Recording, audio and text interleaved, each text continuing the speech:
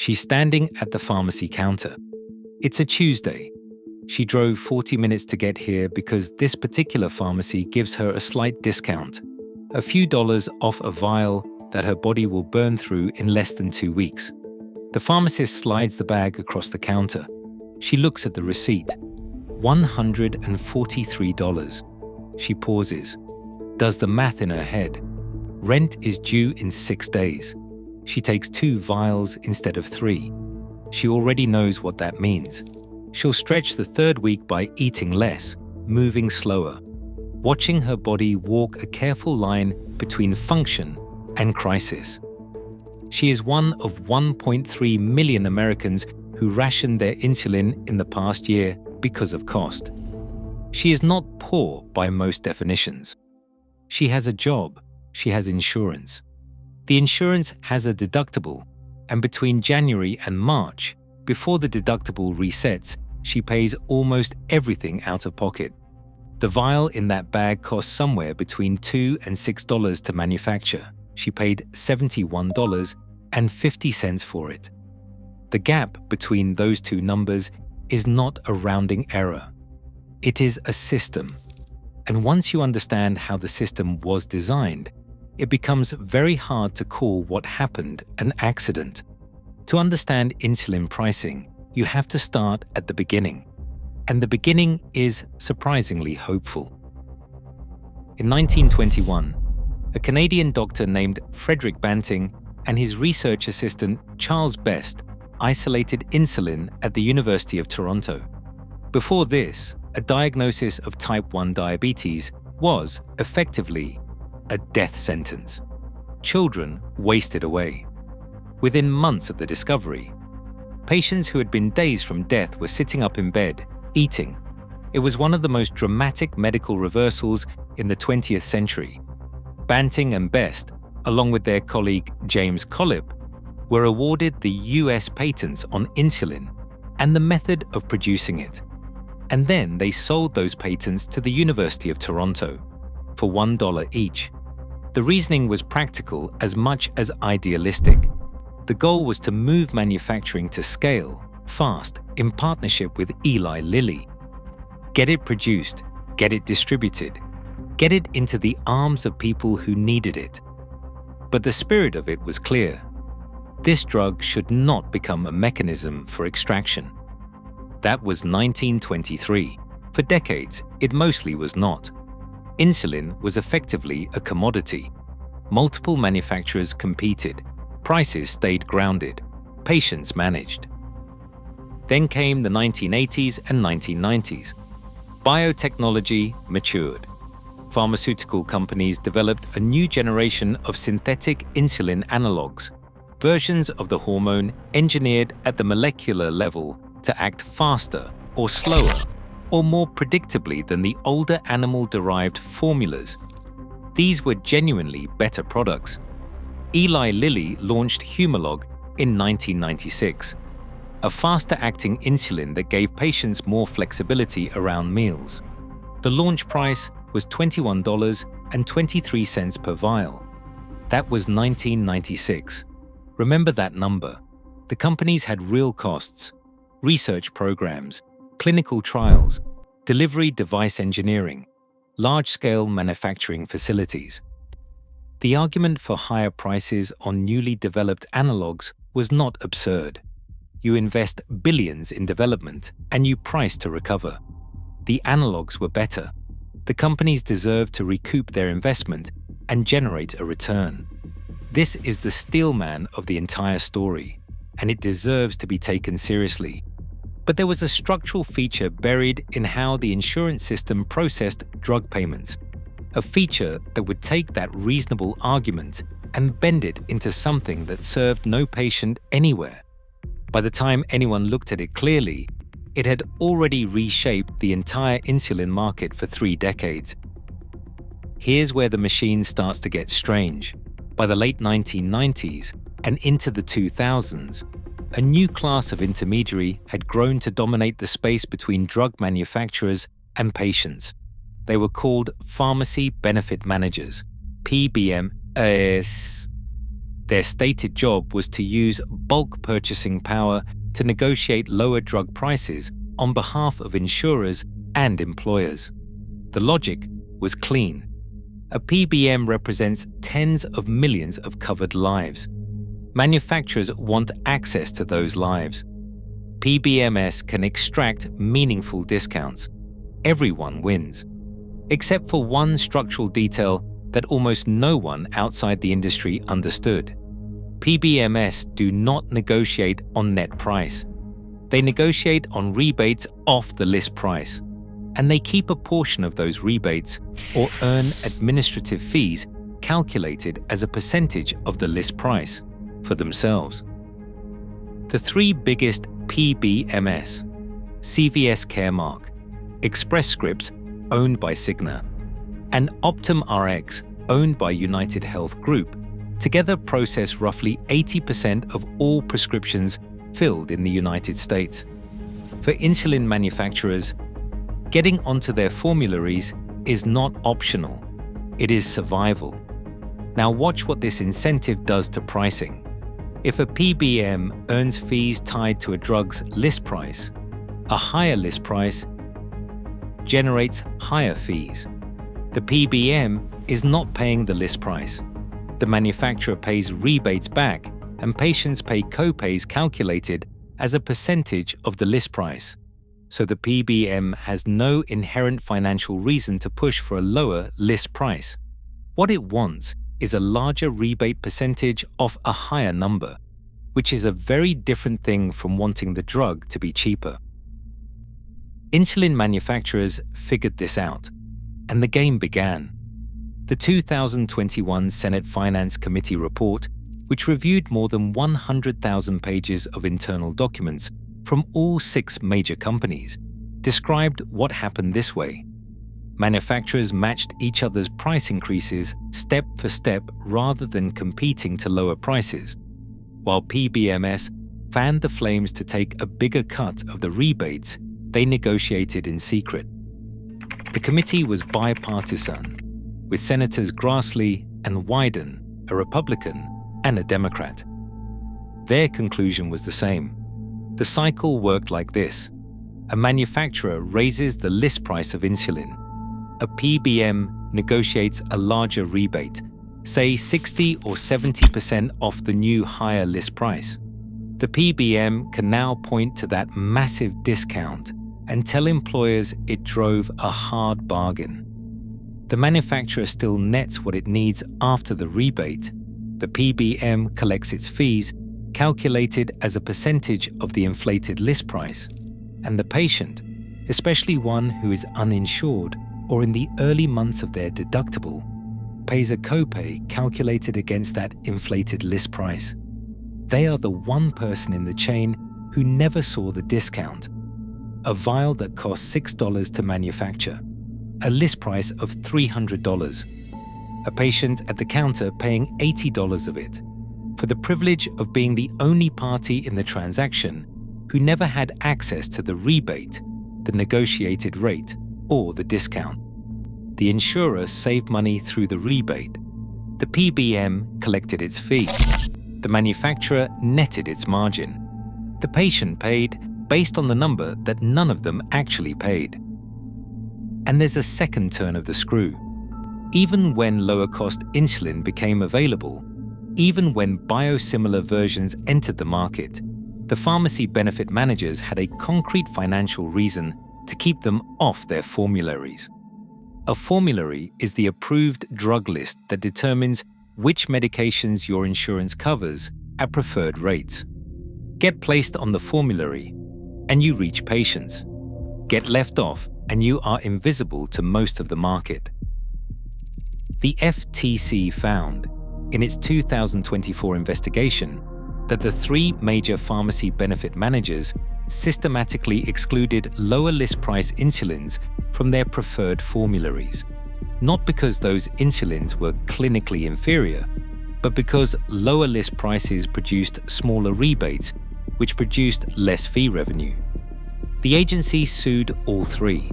By 2026, all 3 had settled, with the FTC projecting These structural changes could reduce patients' out-of-pocket costs by up to $7 billion over 10 years. $7 billion. That is the estimated scale of what had been flowing through the system in the wrong direction. The system wasn't just failing to lower prices. It was actively and profitably blocking lower prices from reaching patients. Now add the patent layer, because the rebate game doesn't work without it. When Eli Lilly launched Humalog in 1996 at $21 a vial, it was a new product, a genuinely novel molecular structure. Except insulin manufacturers found a way around it. Call it evergreening. The strategy is straightforward. Before the original patent expires, make a modification, a new concentration, a new delivery device, the pen injector rather than the vial, a reformulation optimized for a particular patient subgroup. File a new patent. Get new exclusivity. Repeat. Sanofi's Lantus accumulated more than 32 years of combined patent protection through iterative modifications. Novo Nordisk's Novolog accumulated a similar timeline, not because the underlying molecule kept delivering transformative improvements at that rate, but because each incremental change was enough to restart the exclusivity clock and keep generic competition economically unworkable. And so the analog that launched at $21 in 1996 climbed, often 6 to 8% annually, sometimes more. The Senate Finance Committee found that pharmacy benefit managers had inserted price protection clauses into manufacturer contracts that explicitly allowed list price increases of up to 12% per year. That clause was not a constraint. It was a permission structure. By 2006, Humalog cost roughly $87 a vial. By 2016, $255. By 2017, $274. Over the full span from 1996 to 2017, the list price increased by 1,157%. The drug did not get 1,157% better. Manufacturing costs, per a Yale analysis, stayed between $2 and $6 per vial throughout. The increase was not in the chemistry, it was in the structure surrounding it. The international comparison makes this undeniable. A 2022 RAND Corporation study found that US insulin prices were nearly 10 times higher than prices across 33 comparable OECD nations. 10 times, same molecules, same manufacturers, same clinical efficacy, shipped to different countries at a fraction of the American price, because those countries had mechanisms the United States did not. The average American insulin user spent approximately $3,490 per year on insulin in 2018. The average Canadian spent $725 for the same product, from the same company. And it was the most vulnerable patients who paid directly for that gap. A 2022 study published in the Annals of Internal Medicine found that 1.3 million Americans rationed insulin in the prior year because of cost, roughly 1 in 5 insulin users under 65. Among the uninsured specifically, the rationing rate was nearly 30%. These were not people choosing to mismanage a condition. These were people making a calculation between medication and rent. The medical consequences are severe and fast: hyperglycemia, diabetic ketoacidosis, kidney failure, coma. For people with type 1 diabetes, the timeline from shortage to life-threatening crisis can be measured in hours, not days, hours. Then came the moment the absurdity became undeniable at the institutional level. In 2019, Senators Grassley and Wyden launched a bipartisan investigation. They subpoenaed internal documents. They spent 2 years reviewing what those documents showed about how prices were set and by whom. They published their report in January 2021. It described a system where manufacturers coordinated price increases and pharmacy benefit managers structured contracts to reward list price inflation. It named the companies, it reproduced the internal communications, and it changed approximately nothing immediately. In 2022, when the Senate drafted the Inflation Reduction Act, Democrats tried to include a $35 monthly insulin cap covering everyone with private insurance, not just Medicare patients. The provision failed on a procedural ruling. A floor vote to override got 57 votes. It needed 60.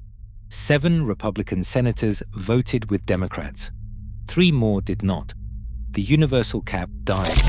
What survived covered Medicare patients only, roughly 3 million people, beginning January 2023, a real improvement for those patients.